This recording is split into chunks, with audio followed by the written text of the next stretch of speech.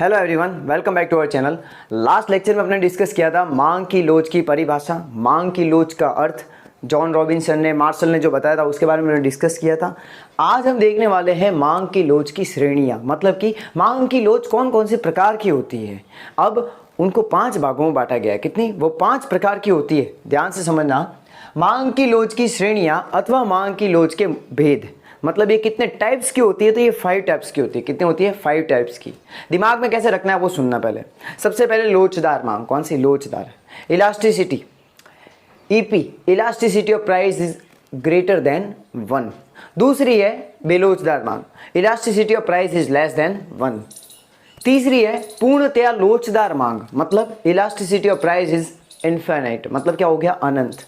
पूर्णतया बेलोचदार मांग, मतलब इलास्टिसिटी ऑफ प्राइस इज 0। क्या है? 0, मतलब पूर्णतया बेलोचदार मांग। और 5वीं होती है इकाई लोचदार, मतलब कि elasticity of price is equal to 1। एक बात ध्यान रखना, जब भी आप डिमांड पढ़ रहे हो, मांग की लोच पढ़ रहे हो, और जब भी मांग की लोच की बात हो रही है तो आपको दिमाग में एक ही बात रखना है कि वहां पर मूल्य लोच की बात हो रही है। मतलब अगर मैं कहूं इलास्टिसिटी ऑफ डिमांड, क्या कहूं? इलास्टिसिटी ऑफ डिमांड, तो यहां पर आपको ये समझना है इलास्टिसिटी किसकी? Elasticity of price. किसकी मानना है? इलास्टिसिटी ऑफ प्राइस की मानना है। ये दिमाग में ध्यान रखना है। तो सबसे पहली पूर्णतया लोचदार मांग, elasticity of price is equal to infinite, मतलब कि पूर्णतया लोचदार मांग के साथ अपन शुरुआत कर रहे हैं। तो सबसे पहले परफेक्टली इलास्टिक डिमांड, मतलब क्या है समझना, प्रचलित कीमतों पर वस्तु की मांगी जाने वाली मात्रा अनंत है। मतलब जो मार्केट में रेट चल रही है उस रेट पर सारे ग्राहक उस वस्तु को खरीदने के लिए रेडी है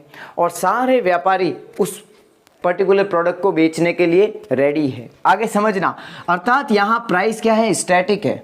वस्तु की मात्रा घट भी सकती है, बढ़ भी सकती है। मतलब वहां पर जो मार्केट में जो प्राइस चल रही है वो क्या है? फिक्स है। मतलब माना कि ये मार्कर है, ये 20 रुपए में मिल रहा है। कितना मिल रहा है? 20 रुपए में। और लोग इसको खरीद भी रहे हैं। क्या कर रहे हैं? लोग इसको खरीद भी रहे हैं। अब कम खरीद रहे, ज्यादा खरीद रहे, ये बात का लुकआउट है। लेकिन पूरे मार्केट में इस मार्कर की प्राइस क्या चल रही है? 20 रुपए ही चल रही है। मतलब सारे व्यापारी इसको 20 रुपए में बेच रहे हैं। आगे देखते हैं। बट अगर प्राइस में थोड़ा सा भी चेंज हो, लेकिन अगर इस जो ये मार्कर है इसकी रेट को मैंने 21 रुपए, कितना कर लिया? 21 रुपए। ध्यान देना, सिर्फ 1 रुपया बढ़ाया है तो क्या होगा पता है? तो मांगी जाने वाली मात्रा 0 हो सकती है। अब यहां पर क्या होगा ये ध्यान समझना। ये कौन सी कंडीशन लागू होती है? पूर्ण प्रतिस्पर्धा बाजार वाली। एकाएक पहले इसको समझने से पहले एक बार पूर्ण प्रतिस्पर्धा बाजार क्या होता है उसको समझते हैं। पूर्ण प्रतिस्पर्धा बाजार वो होता है जिसमें जो वस्तु बिकती है ना, जो माल बिक रहा होता है वो सभी के पास समान होता है। कैसा होता है? समान। मतलब कि मान लो मिस्टर एक्स है, वो भी ऐसा ही मार्कर बेच रहा है, मिस्टर वाई है, वो भी ऐसा ही मार्कर बेच रहा है, और जो ग्राहक है उन्हें पूरे मार्केट का नॉलेज है। मतलब जो राम है उसको पता है कि मिस्टर एक्स का जो मार्कर मिल रहा है उसकी रेट 20 रुपए है, और जो मिस्टर वाई के वहां मिल रहा है वो भी सेम प्रोडक्ट है और उसकी रेट कितनी है? 20 रुपए। मतलब यहां पर कस्टमर को और सेलर को, बायर को और सेलर को पूरे मार्केट का क्या है? पूरा का पूरा नॉलेज है, और पूरे मार्केट में उस प्रोडक्ट की एक ही रेट चल रही है। और पूर्ण प्रतिस्पर्धा बाजार के अंदर जितने भी ग्राहक होते हैं वो अति संवेदनशील होते हैं। संवेदनशील का मतलब क्या हो गया? सेंसिटिव। अगर प्राइस में फर्क आया तो वो ग्राहक सीधे हाथ खड़े कर लेंगे कि भाई हमको तो ये प्राइस पे माल नहीं चाहिए, क्योंकि भाई दूसरा बंदा बैठा है जो हमको कम रेट पे ये माल प्रोवाइड कर रहा है और आप ये फालतू में पैसे एक्स्ट्रा ले रहे हो। तो कहने का मतलब यहाँ पर क्या है? कस्टमर को पूरा नॉलेज है कि वो प्रोडक्ट मार्केट में कितने में बिक रहा है।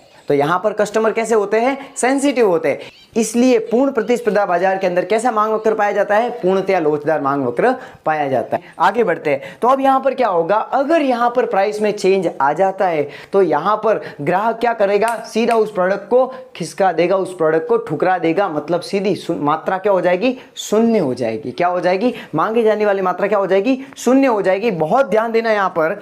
मतलब अगर मैं इसको आप डायग्राम के रूप में शो करें तो सबसे पहली बात तो ये कि पूर्णतया लोचदार मांग का जो मांग वक्र होता है वो पूर्ण प्रतिस्पर्धा बाजार के अंदर कैसा होता है वो अपन देखते हैं। तो सबसे पहले अपन मांग वाला लेसन पढ़ चुके हैं, आप चाहे तो उस लेसन को रेफर कर सकते हैं। यहां पर मैंने ले ली क्या? ये ओरिजिन हो गया, ये एक्स एक्सिस हो गया, यहां पर वाई एक्सिस हो गया। ठीक है, यहां पर हो गई प्राइस और यहां पर हो गई अपनी क्वांटिटी। तो अपन ने पहले तो ये डिसाइड कर लिया ये कोई है कि भाई इस प्राइस पे ओपी प्राइस के ऊपर ओक्यू क्वांटिटी डिमांड की जा रही है। एकदम इजी है।